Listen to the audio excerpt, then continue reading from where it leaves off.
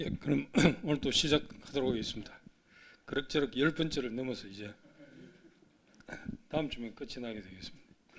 지난번에 뒷부분에 그 한국 헌법 제정 과정은 뭐 시간 관계상 대략 넘어갔습니다만 그걸 뭐 그래도 한국 헌법 제정 과정이니까 조금 정리를 해서 한 번 더 살펴보도록 하죠. 그러니까 뭐 저 일제 강점으로 갑자기 이제 군주 주권 시대는 그러니까 조선 왕조는 소멸했지만 외압에 의해서 새로운 정권은 태어나지 못하고 있습니다. 그래서 이제 임시정부 형태로 있었는데 상해 임시정부가 독립운동 세력들의 대부분이 사실상 인정한 뭐 임시정부긴 했습니다만 상세히 보면 파벌이 굉장히 심했고 완전히 통일된 그런 뭐 독립운동 세력의 집결지라고 보기도 힘든 면도 사실은 있습니다. 그러니까 이게 상해 임시정부의 정통성이 아직도 조금씩 이제 논란이 되는 게 아닌가 그런 생각도 들긴 합니다. 근데 어쨌든 뭐 그게 대표적인 독립운동 구심점이었고 하기 때문에 또 임시정부라고 명명을 했을 뿐만 아니라 임시헌법을 비롯해서 형식상 그 조직은 다 갖추고 있었던 셈입니다. 그러니까 뭐 우리 대한민국 국민 입장에서는 그 뭐 정통성이 좀 박약한 면이 있다 하더라도 그걸 뭐 부인할 수는 아마 없을 것입니다. 그나마 그것조차 없었던 민족들도 상당히 많았기 때문에 사실 일본이 식민지 중국은 뭐 완전히 장악하지 못했지만 상당히 많이 이제 사실은 장악했고 특히 당시에는 뭐 대만하고 중국이 완전히 분리된 국가가 아니었기 때문에 그렇긴 하지만 대만만 하더라도 보면 지금은 완전히 뭐 독립된 국가 형태로 되어 있지만 대만만 하더라도 그 일본 일제 때의 감정은 우리하고 완전히 다른 것 같아요. 최근에도 뭐 거의 관리들도 제가 만나본 적이 있습니다만 그 사람들은 우리처럼 반일 감정이 심하지도 않고 뭐 좀 아주 특이한 것 같습니다. 그리고 지금 이제 한국 열풍이 대만에도 분지가 몇 년이 됐는데 그 이전에는 일본에 대한 그 선망이랄까 이런 게 굉장히 컸거든요. 그래서 일본 사람들이 굉장히 인기가 있었고 오히려 일본을 좋아하는 그런 형태고 나름대로 또 내부에서 오히려 그 대만에 원래 대만은 옛날에 정성공이라고 정성공이 넘어갔을 때 까오슝 그러니까 제일 남쪽 거기를 기점으로 뭐 왕국 비슷하게 시도를 하기 이전에도 대만에는 어차피 원주민들이 살았고 또 장개석 정부가 들어가기 전에도 이미 살고 있었던 대만인들, 중국인들이 있었거든요. 그래서 그 사람들하고 장개석 이후에 이주해간 중국인들하고는 또 완전히 갈등 관계에 있었던 것 같더라고요. 그래서 이제 특히 대만 장개석 정부가 기존에 있던 원주민을 포함해서 원주민이라고 할 수도 없죠. 기존에 있던 중국인들에 대한 차별 정책이 굉장히 심했고 또 그 많은 학살 사건도 들어 있었죠. 그래서 그것들은 지금도 사실은 문제가 되고 있는데 어쨌든 그 대만은 뭐 그때 당시에 대만 자체가 완전히 일본 손아귀에 들어가 있다 하더라도 대만이 완전한 독립국 형태가 당시에 아니었기 때문에 그랬는지는 모르지만 우리처럼 이런 독립운동을 하거나 뭐 한 적은 전혀 없었거든요. 우리하고는 물론 사정이 달라서 그럴 수는 있겠습니다만. 그리고 지금 가보면 대만은 정말 재밌는 게 그 옛날에 혹시 대만 가보신 분 있으시죠? 네. 그 큰 그 장개석 기념관 비슷한 그 이름 뭐죠? 거기에 가면 옛날에 저는 아주 옛날에 한번 가본 적이 있거든요. 거기 가면 그게 장개석 기념관으로 돼서 위에 큰 의자에 앉아 있는 그 좌상이 큰 동상이 있고 그다음 밑에 들어가면 큰 홀에 전부 장개석 기념관이었는데 그 이후에 이제 장개석 말하자면 일종의 격항 운동이 벌어지고 인권 운동가들이 나서면서 이제 정권이 바뀌고 엎치락뒤치락 했지 않습니까? 대만도. 그런데 지금 가보니까 놀랍게도 딱 절반을 갈라가지고 그 밑에 홀이 기념관 홀이 오른쪽은 장개석 기념관이고, 왼쪽은 장개석 기념관이고, 오른쪽은 민주화 기념관으로 해서 타도 장개석 이렇게 큰 플래카드가 걸려 있더라고요. 같은 공간에는 딱 그렇게 되어 있습니다. 그래서 장개석 독재에 저항해서 싸우던 사람들의 기념 그 관이 같이 이렇게 딱 절반 갈라가지고 그렇게 만들어져 있는 거 아주 신기하게 느꼈습니다. 우리 같으면 그게 현재로서는 힘들 것 같은데, 불가능할 것 같은데 그렇더라고요. 예. 그래서 엉뚱한 소리를 했습니다만, 그래서 어쨌든 임시정부에서 시작하긴 했습니다만, 그건 이제 제대로 된 정부나 헌법이라고 할 수는 없겠고, 광복된 이후에도 이제 그 정통성이 제대로 이어지지는 못했습니다만은, 어쨌든 남북한이 갈려서 남쪽은 미군정 체제 하에서 오다가 어차피 이런저런 공식 비공식적으로 수많은 사람들이 헌법을 이제 만들어야 된다 생각하고, 독립된 국가를 만들려면 헌법이 있어야 된다라는 건 그때 모든 국가들이 이제 전제가 되어 있었으니까, 근대 국가로 넘어오면서 여러 가지 헌법 초안들이 이제 등장도 하고 작성도 하고 했습니다. 그러던 와중에 구체적인 어떤 정부의 움직임이 있기 이전부터 이미 지난번에 말씀하신 대로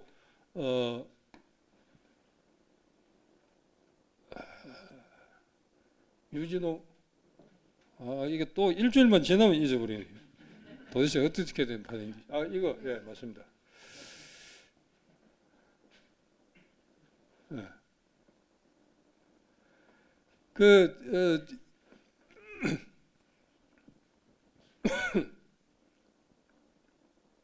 그러니까 헌법 초안 작성 작업이 유진호 씨가 이제 위임을 받았고, 그 다음에 그 이전에 이미 행정연구회라는 데서 나름대로 자기들끼리 헌법 초안 작업을 하고 있습니다. 행정연구회는 장경근, 윤길중, 최하영 이런 사람들인데, 그 사람들은 일제 때 이제 관료들 출신입니다. 행정 관료들, 고위 관료들 출신이기 때문에 자기들 경험을 이제 광복을 찾은 민족을 위해서 조금이라도 기여를 해보자. 이래서 자기들은 선의에서 모여서 이런저런 논의도 하고 하면서 헌법 작업도 했는데, 일제 때 관료 출신들이다 보니까 전면에 나서기가 좀 어려웠던 겁니다. 눈치가 보여서. 그래서 그걸 하다가 나중에 지난번에 잠깐 말씀드렸는데 신익희 씨를 통해서 자기들이 만든 초안 검토를 유진호 씨한테 이제 부탁을 하게 되는 겁니다. 부탁은 사실상 전적인 부탁보다도 우리하고 같이 하자 이런 제안이나 다름없었던 거죠. 근데 유진호 씨는 어차피 다른 또 별도의 작업을 하고 있었기 때문에 같이 겸사겸사 하면 뭐 도움이 될 거다 이런 식으로 이제 하게 된 거고, 나중에 또 그 이전에 김성수 씨가 또 헌법 초안에 관해서 제안을 하고 하니까 유진호 씨 입장에서는 자기가 대한민국 헌법을 만들 때 혼자서 다 한 것처럼 생각을 한 것 같아요. 제 느낌에.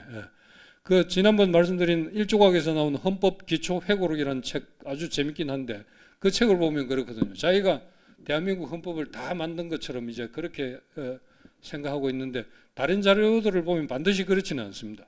그러니까 이런 사람들 행정연구회나 이런 데서도 했고, 또 이 사람들 유진호 씨도 어차피 헌법 전문가가 전혀 아니었기 때문에 대학에서 가르치기는 했지만 일제 때 교과서나 이런 걸 가지고 가르치기만 했지 헌법 전문가가 전혀 아니었기 때문에 헌법을 기초할 때는 그 이전에 있었던 서양의 자료라든지 전부 일본, 또 주로 거의 일본을 통한 자료가 되겠죠.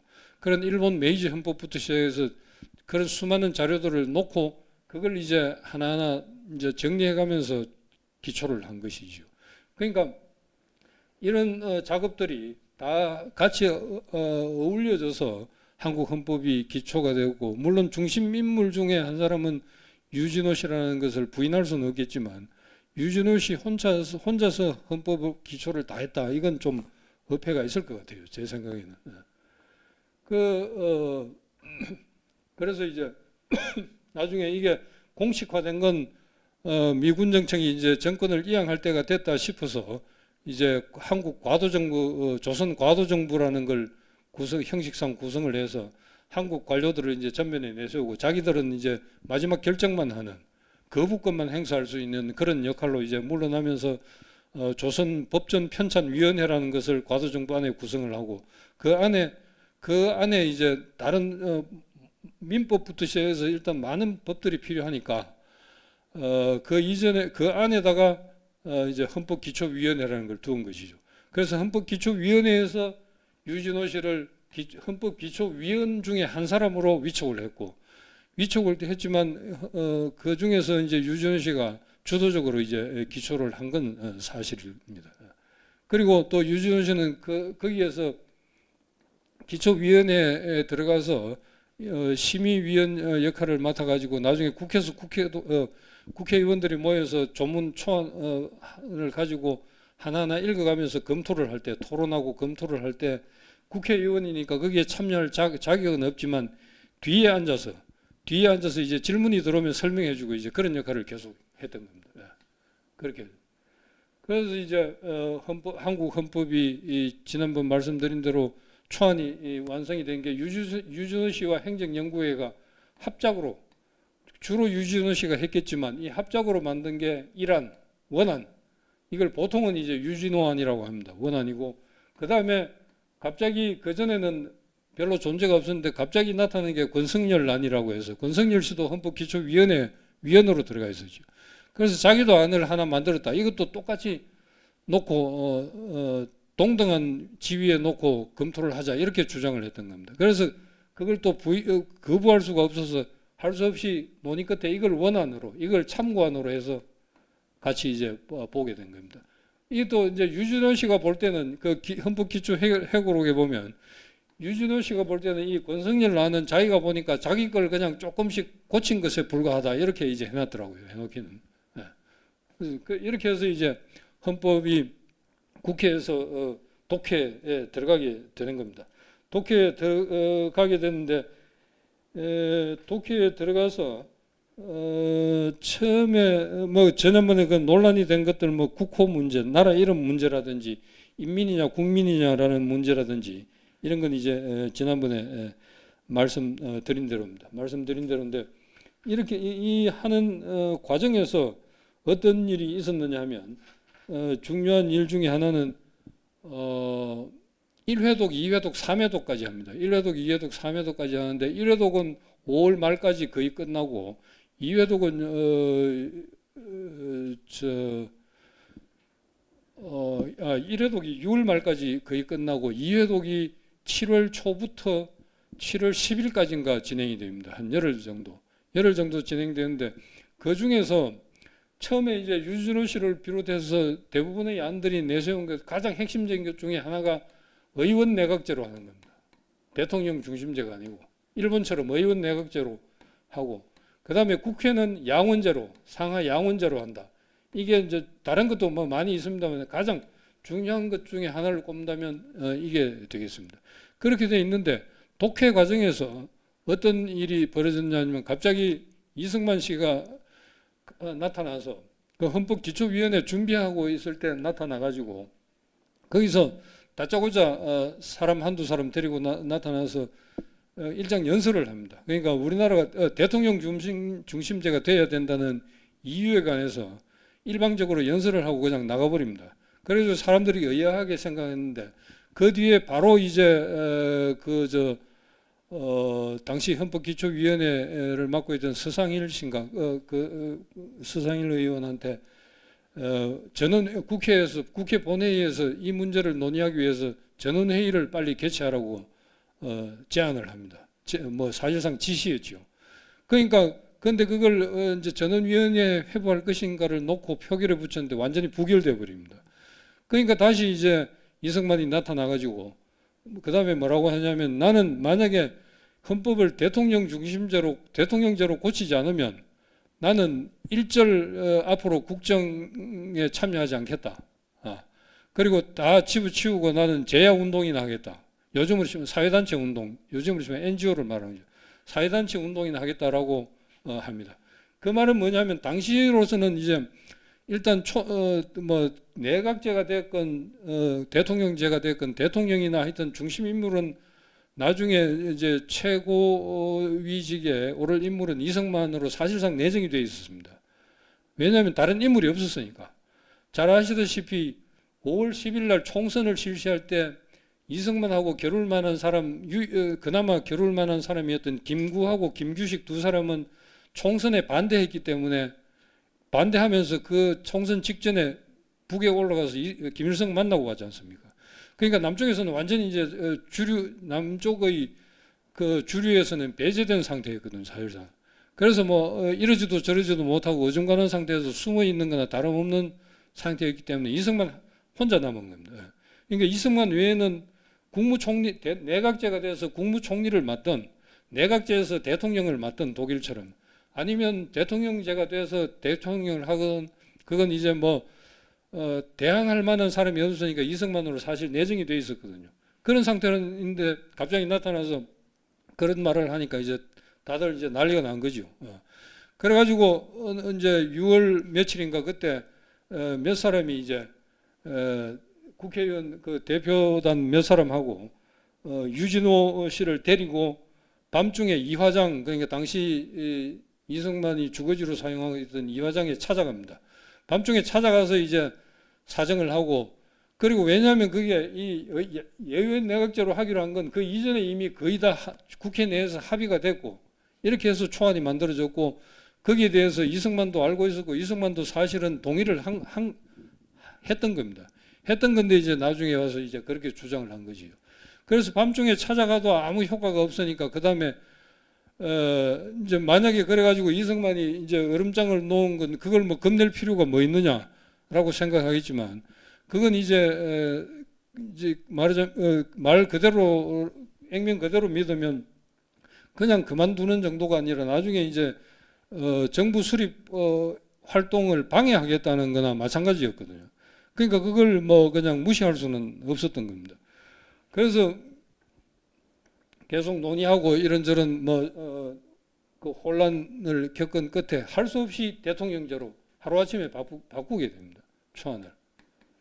그러니까 우리나라 최초의 헌법이 내각제에서 대통령제로 바뀐 건 이런 이제 에피소드, 이승만의 개인적인 고집 때문에 이렇게 바뀌게 됩니다.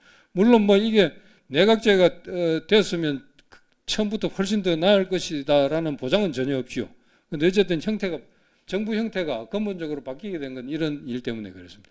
그리고 양원제는 대부분의 사람들이 우리가 뭐 굳이 양원제를 할 필요가 뭐 있느냐, 이래가지고 이것도 이제 단원제로 바뀌게 됩니다.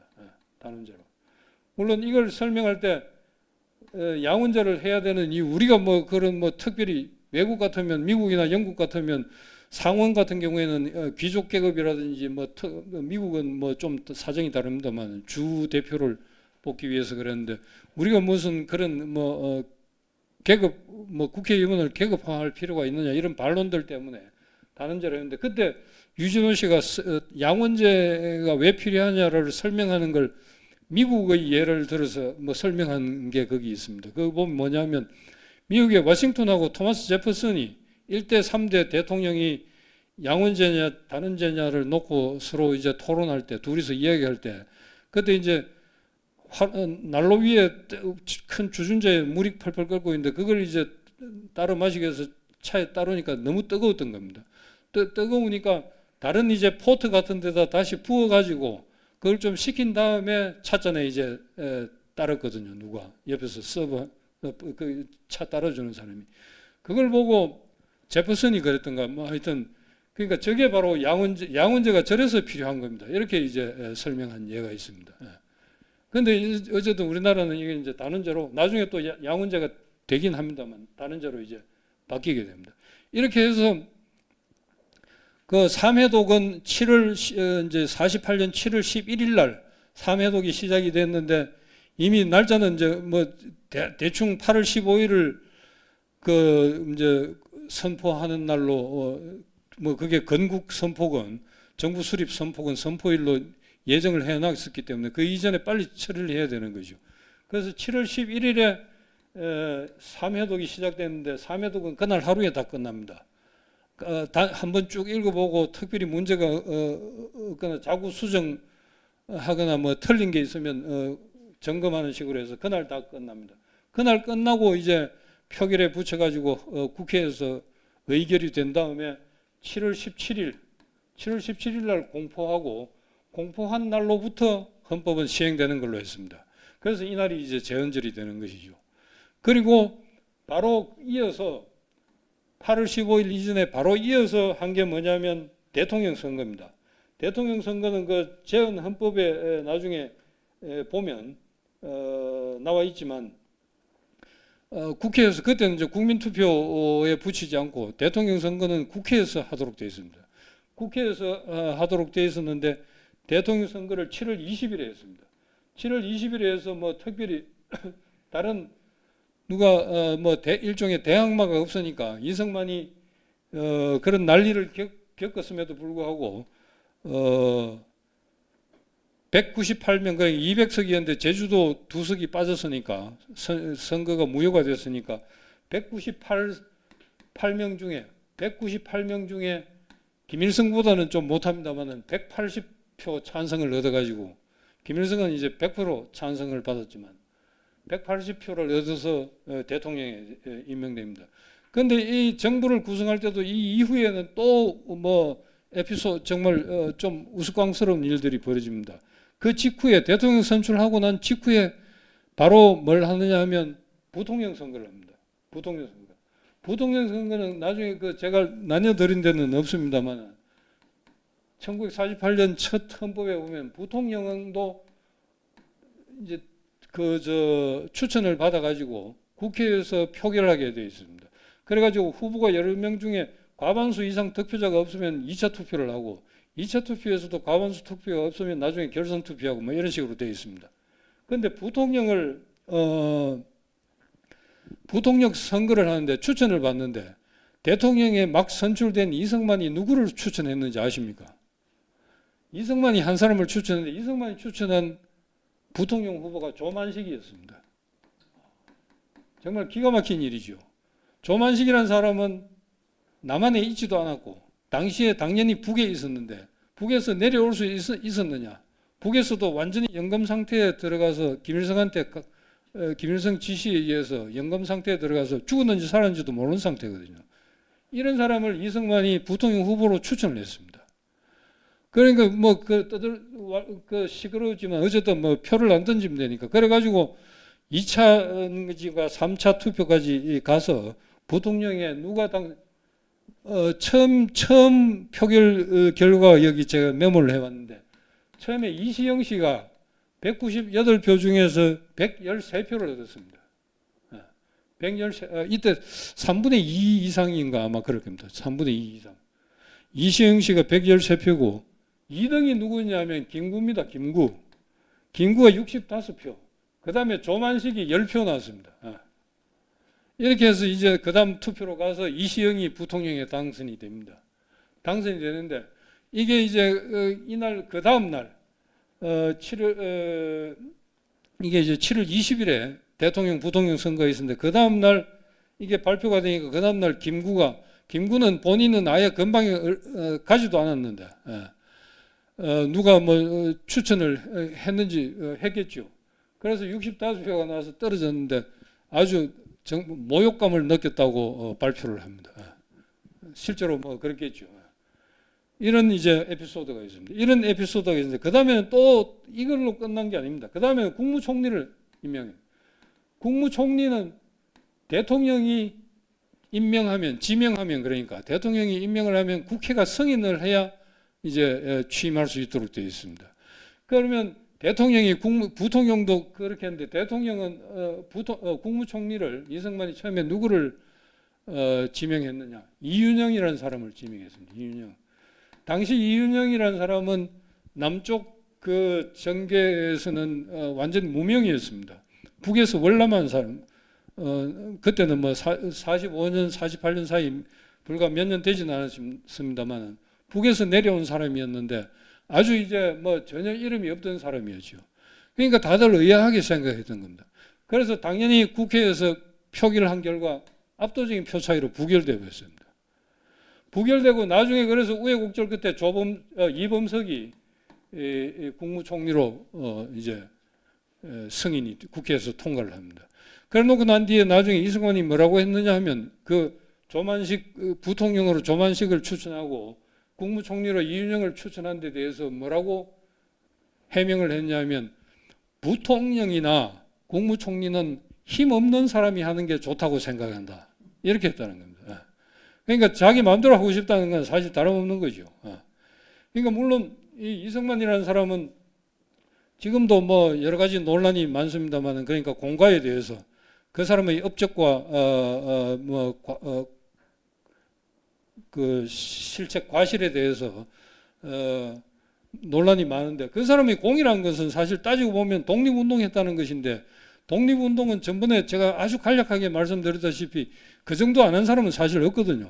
그 사람이 미주에서 대표자 역할을 했기 때문에 그런 것이고, 다른 사람들은 오히려 목숨을 걸어놓고 행동을 한 사람들도 많은데, 거기에 비하면 이승만이 압도적으로 예를 들면 두드러진 독립활동을 독립운동을 했다고 볼 수도 없고, 또 그게 효과가 실제로 우리가 독립하는데 효과가 있었던 것도 전혀 아닌 것이지요.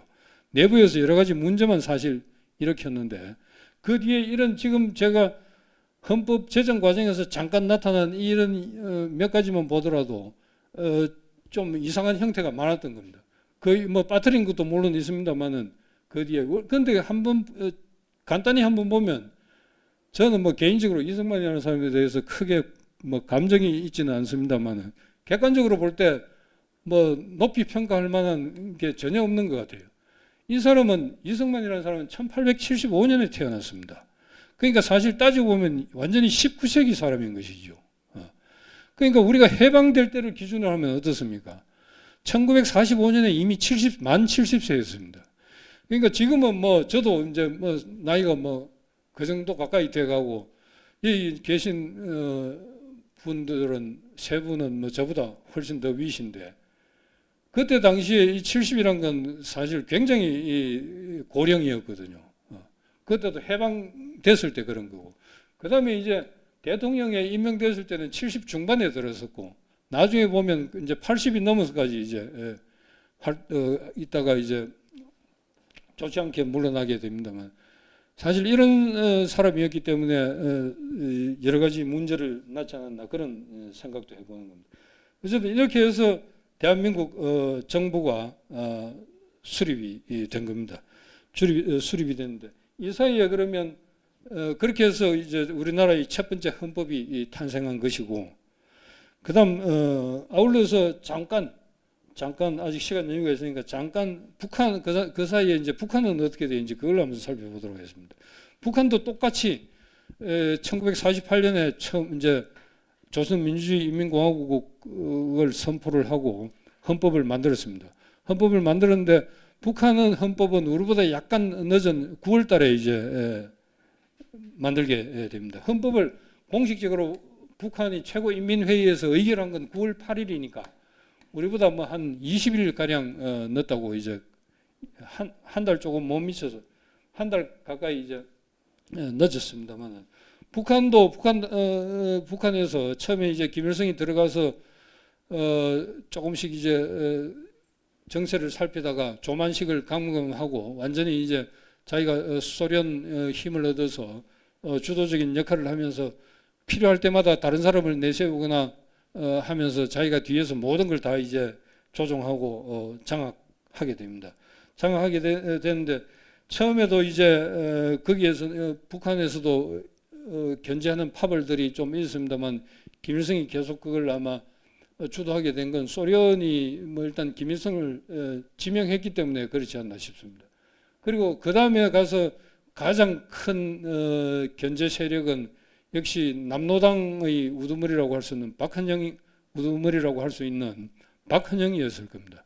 박헌영이 이제 북한으로 가서 남한에 있는 남노당원들이야 북으로 38선을 넘어가지 않는 한 실질적인 뭐 세력이 될 수는 없겠습니다만, 그래도 지지 세력은 굉장히 이제 많았던 겁니다.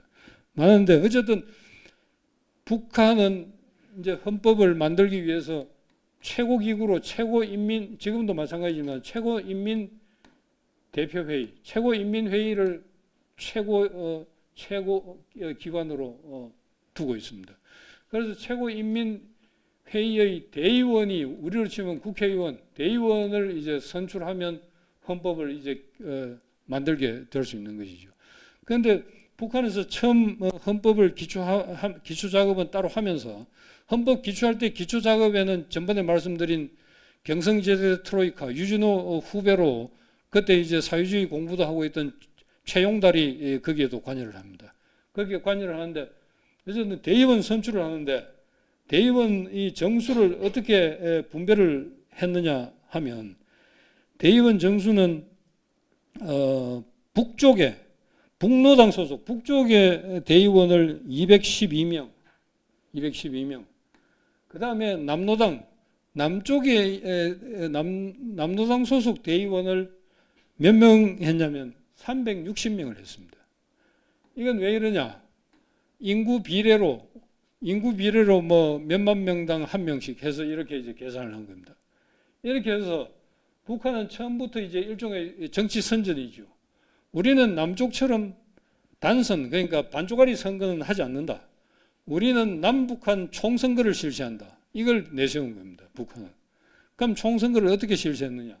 남쪽은 선거 방법이 여의치 않으니까 어떻게 했냐면 남쪽에 대의원을 그러니까 최고인민회의 대의원을 선출위원을 1080명을 예정을 해서 1080명을 선정하는 투표인단, 일종의 투표인단이죠. 투표인단 1080명을 먼저 선출하는 작업을 했습니다. 그 작업을 자기들 표현으로 일종의 우리 사가들은 지하선거라고 하는데 남쪽에서 남노당원들이 다니면서 그냥 뭐 그 형식상 했을 수도 있고 실제로 다녔을 수도 있는데 주로 밤중을 이용해서 다니면서 무인을 받거나 연판장 같이 종이에다가 아니면 거기에다가 그냥 뭐 밤에 뭐 아무렇게나 누구 뭐 한 명이 뭐 수십 개 무인을 찍더라도 형식을 다 만들어 가지고 1080명 명단 이거는 어차피 북한은 찬반 투표를 하니까 누구 후보가 있어서 뭐 서로 경선하는 게 아니라 이름을 선거인단 이름을 쭉 나열한 다음에 거기에 찬성이냐 반대냐 찍으라는 거죠. 그러니까 찍으면 다 찬성인 거죠. 그래가지고 무인을 받아가지고 그 뭉치를 밤중에 38선을 몰래 넘어서 나르고 했습니다. 그리고 나른 다음에 나중에 이 1080명이 또 실제로 투표를 해서 360명을 뽑아야 될 것 아닙니까? 뽑아야 되는데 이때는 어쩌면 수단과 방법을 가리지 말고 오라고 해서 오다가 그때는 뭐 아주 엄격하게 넘어가다 잡히면 끌려가서 처형당하고 이런 일은 없었으니까 가다가 이제 검문에 걸리면 할 수 없이 붙잡혀서 돌아오고 했는데 뭐 아주 뭐 경계가 삼엄하지는 않았죠. 그래서 실제로 넘어간 사람이 한 600명 가량 넘어갑니다. 북쪽에 선거하러. 그래서 600명 가량 넘어가서 이 남쪽의 360명에 대한 선출은 장소나 날짜가 완전히 다릅니다. 따로 해가지고 형식상 해서 360명을 선출하고 나중에 212명은 평양의 모란봉 극장에서 이제 최고 대의원 회의를 열어가지고 선출하고 하게 됩니다. 그래서 이 대의원들이 완전히 선출이 된 다음에 최고인민회의를 이제 개최를 하는 것이죠. 북한 입장에서는 아주 역사적인 제1차 최고인민회의를 개최를 하는 겁니다. 그 개최를 할 때 9월 2일에 개최를 했는데 처음 의장은 허헌이 의장을 맡습니다. 허헌이라는 사람은 원래 남쪽에서 올라간 사람입니다. 전번 시간에 말씀드린 남북 연석 회의 때 갔다가 그대로 눌러 앉아버린 거죠. 그때 이제 눌러 앉거나 그 뒤에 내려왔다가 바로 다시 올라간 사람들이 꽤 있는데 그 중에 대표적인 사람이 홍명희, 임꺽정 작가로 유명하죠. 홍명희. 그 다음에 이경노, 한글 학자로서 당시에 가장 유명했던 사람이죠. 해방 이후에 그 서울 거리에 서서 연설도 하고 해서 이름을 날렸던 이경노 씨 같은 사람이 다 이제 북한을 택하게 됩니다.